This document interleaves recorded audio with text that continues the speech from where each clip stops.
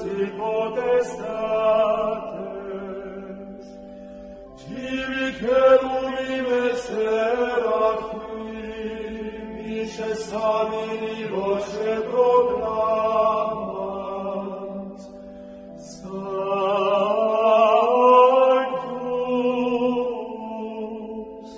Sanctus,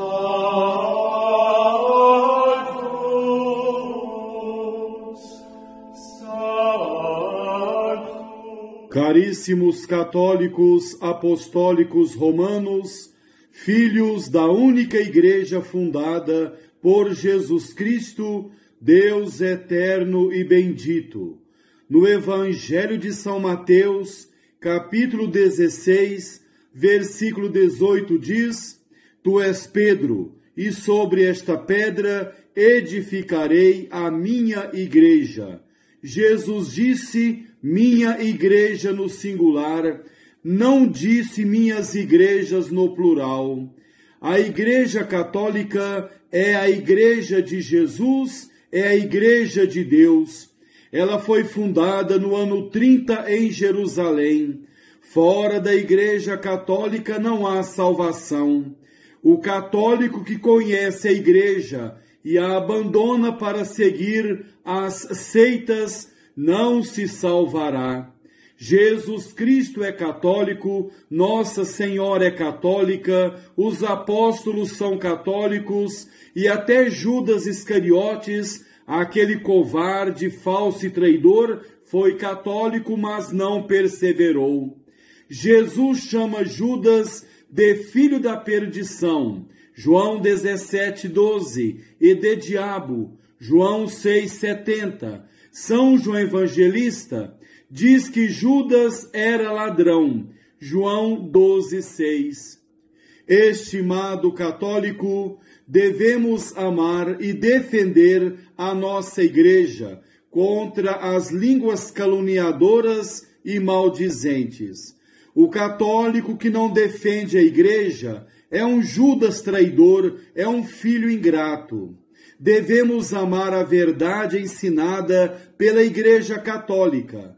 Jesus diz em João 8:32, e conhecereis a verdade, e a verdade vos libertará. E no mesmo Evangelho 8:44, Jesus diz que o diabo é mentiroso e pai da mentira. Quem quiser possuir paz no coração, deve buscar a verdade com sinceridade. A mentira escraviza as pessoas, porque a mentira é do demônio. Quem caminha na mentira, caminha nas trevas, caminha na escuridão. É preciso trabalhar para salvar a nossa alma.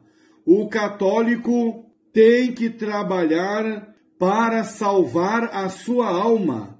Trabalhar e lutar com garra e perseverança. Ninguém tem certeza absoluta da salvação da alma. O que muitos protestantes dizem, que já estão salvos, é tudo mentira para enganar as pessoas. É tudo mentira. Isso é o ponto mais alto, é o cúmulo da presunção. Caríssimos católicos, vamos refletir sobre a circuncisão, relações e missões das pessoas divinas. O que é circuncisão? O verbo que procede da inteligência do Pai permanece no Pai, e o Espírito Santo, que procede do Pai e do Filho, permanece no Pai e no Filho. Por conseguinte, onde está uma pessoa divina, estão as outras duas pessoas.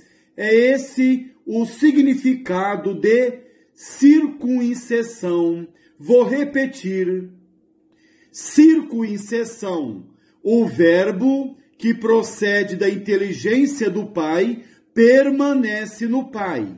E o Espírito Santo, que procede do Pai e do Filho, permanece no Pai e no Filho. Por conseguinte, onde está uma pessoa divina, estão as outras duas pessoas divinas. A esta propriedade se chama circuncessão.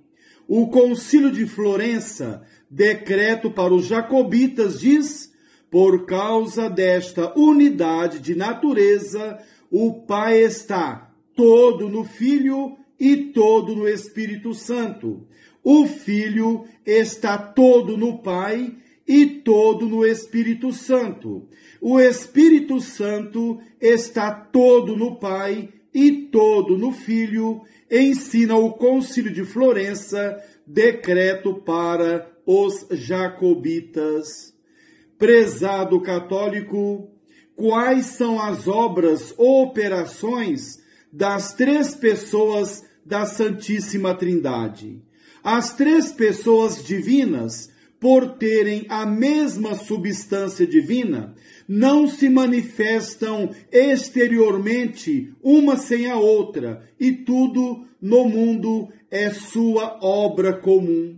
Não obstante, por apropriação e por modo de falar, atribuímos geralmente ao Pai a criação como obra de poder, ao Filho a redenção como obra de sabedoria, e ao Espírito Santo a santificação como obra de santidade. Mas, na realidade, as três pessoas divinas cooperam em todas estas obras. Devemos notar, entretanto, que a redenção foi a obra do Filho por ser pessoalmente levado a efeito por ele, pois é unicamente a segunda pessoa que se fez homem e nos remiu. O Filho procede do Pai, o Pai é, portanto, a origem do Filho. Se a pessoa é gerada, temos o Filho. Se é expirada, o Espírito Santo. Se é geradora, o Pai. Estimado católico, a essência, o poder, a santidade, tudo quanto se inclui no ser de Deus é idêntico e de igual perfeição nas três pessoas divinas.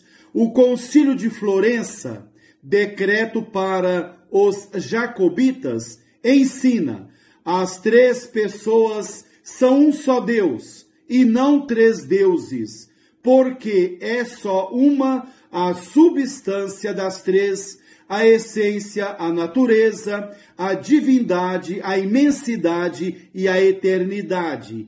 E é um tudo o que não envolve oposição de relação. Ensina o Concílio de Florença, decreto para os jacobitas. A Sagrada Escritura não diz que o Pai foi enviado. A Sagrada Escritura não diz que o Espírito Santo enviou o Filho. Deus Pai envia o Filho porque isto é, o Filho, procede dele, isto é, do Pai. O Pai e o Filho enviam o Espírito Santo porque ele procede de ambos. Não é a mesma coisa ser enviado e proceder. Repito, não é a mesma coisa ser enviado e proceder. O Verbo eterno procede necessariamente do Pai, o Espírito Santo do Pai e do Filho, mas tanto o Verbo como o Espírito Santo poderia não ter sido enviados ao mundo se Deus assim o dispusesse ou se o mundo não existisse.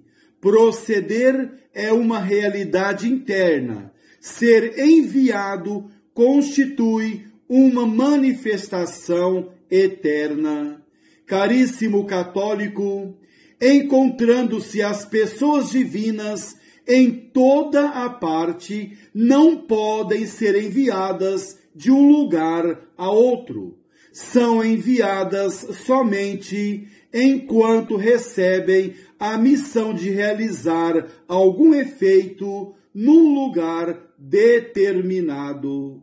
O Filho foi enviado pelo Pai aos homens, assumindo a natureza humana em missão visível. Repito, o Filho foi enviado pelo Pai aos homens, assumindo a natureza humana em missão visível. As três pessoas da Santíssima Trindade, Pai, Filho e Espírito Santo, realizaram a encarnação. Isso mesmo, as três pessoas da Santíssima Trindade, Pai, Filho e Espírito Santo, realizaram a encarnação, mas só uma. A segunda pessoa encarnou ou assumiu a natureza humana. Jesus viveu no seio de Maria Santíssima e dela nasceu, estando necessariamente o Pai e o Espírito Santo, onde se encontra Jesus, estiveram, pois, igualmente no seio da Virgem Maria. Vou repetir. Jesus viveu no seio de Maria Santíssima e dela nasceu, estando necessariamente o Pai e o Espírito Santo, onde se encontra Jesus, estiveram, pois, igualmente no seio da Virgem Maria. É certo dizer que Nossa Senhora é mãe do Pai e do Espírito Santo? Não. Não é certo dizer isso. Maria só é mãe do Verbo e não do Pai e do Espírito Santo, porque só o Verbo se fez homem nas suas entranhas. Estimado católico, o Espírito Santo é enviado aos homens invisivelmente para santificá-los.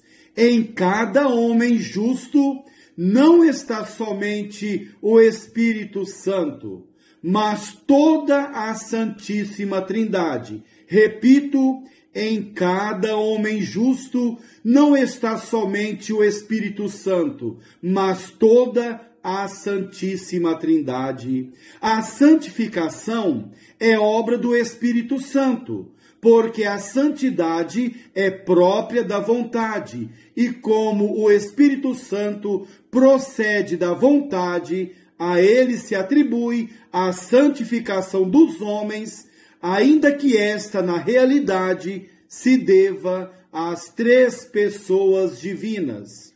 Estimado católico, a Santíssima Trindade inteira intervém no santo sacrifício do altar, na Santa Missa. São José Maria Escrivá ensina: por isso agrada-me tanto repetir na coleta, na secreta e na oração depois da comunhão, aquelas palavras finais: por Jesus Cristo nosso Senhor, vosso Filho, que convosco vive e reina na unidade do Espírito Santo Deus, por todos os séculos dos séculos. Amém. Por vontade do Pai e com a cooperação do Espírito Santo, o Filho se oferece em oblação redentora. São José Maria Escrivá diz: toda a Trindade está presente no sacrifício do altar. Aprendamos a ganhar intimidade com a Trindade Beatíssima, Deus Uno e Trino. Três pessoas divinas na unidade da sua substância, do seu amor e da sua ação santificadora, cheia de eficácia, ensina São José Maria Escrivá.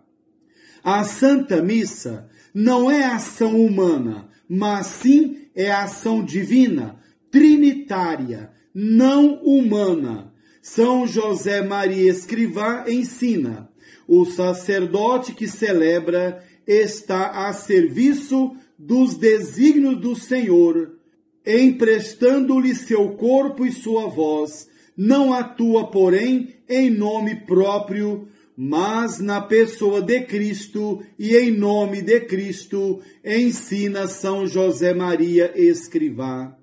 Estimado católico, o amor da Santíssima Trindade pelos homens faz com que, da presença de Cristo na Eucaristia, nasçam para a Igreja e para a humanidade todas as graças. Então, conhecemos um pouco sobre a circuncisão, relações e missões das pessoas divinas.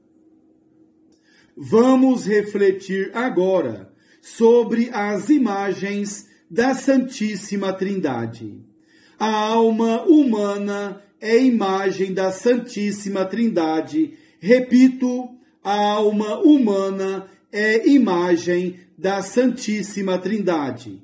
A alma, única em si, possui 3 potências: razão que produz o pensamento, Pai; o pensamento que nasce da razão, Filho; o amor que procede da razão e do pensamento, Espírito Santo. A comparação é de Santo Agostinho.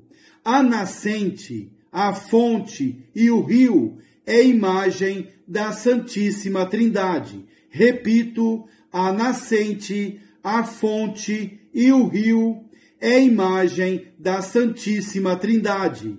A nascente contém a água, Pai. Da nascente jorra a fonte, Filho. As águas da fonte se dividem e enchem novamente a nascente, Espírito Santo.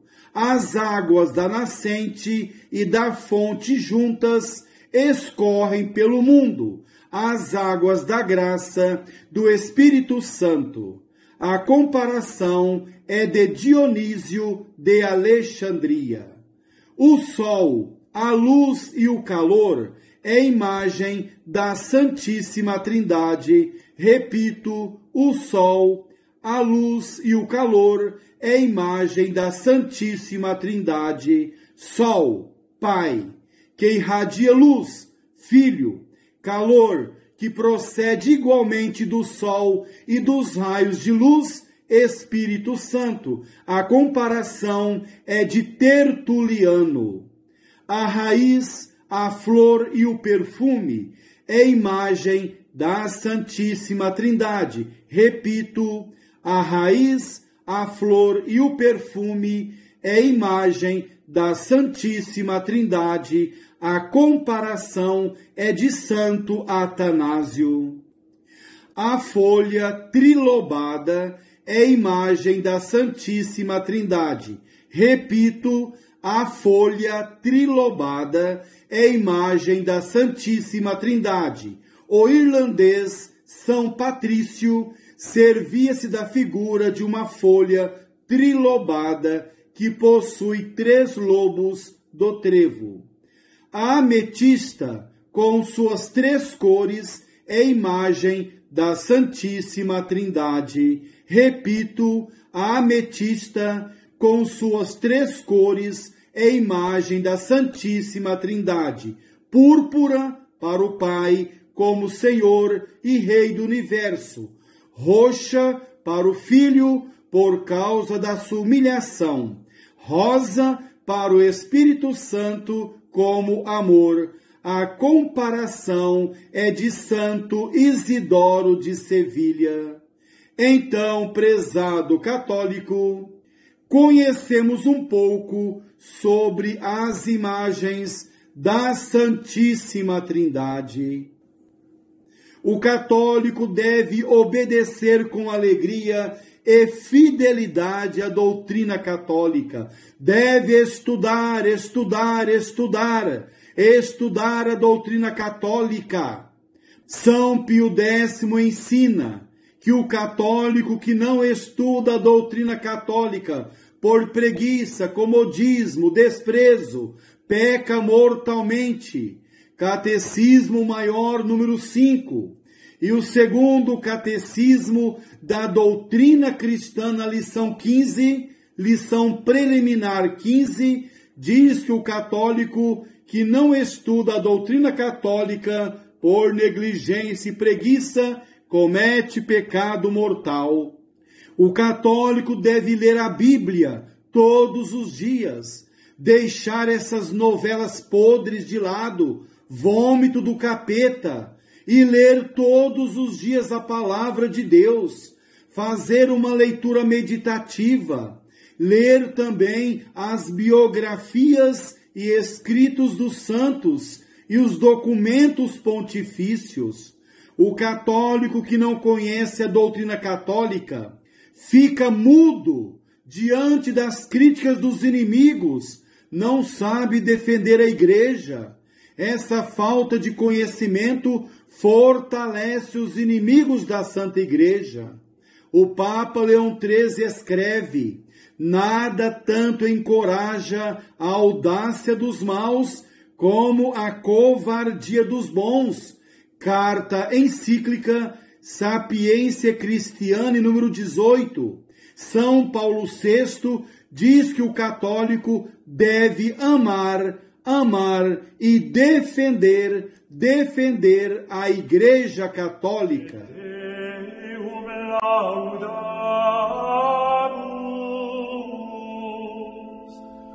et Dominum confideum, ceterum Patrem, omnis terra veneratum, Tiriones angeli, tibi celi et universi potestates, tibi cherubim et seraphim, vices amini voce proclamat,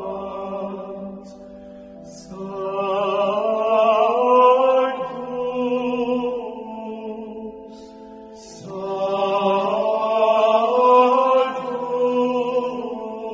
Sanctus, Sanctus.